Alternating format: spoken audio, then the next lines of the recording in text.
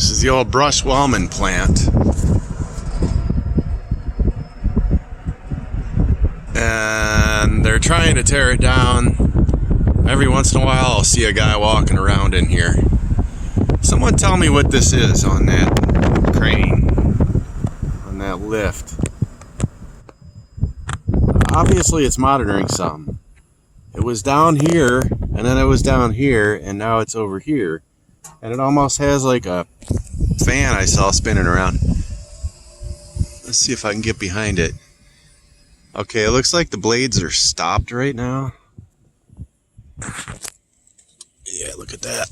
What does that say? Beryllium controlled area.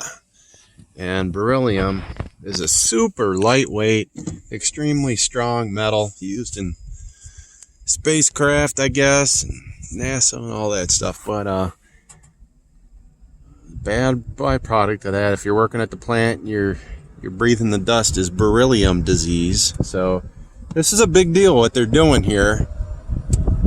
I just don't know what that thing is on the crane. If anybody knows, please comment.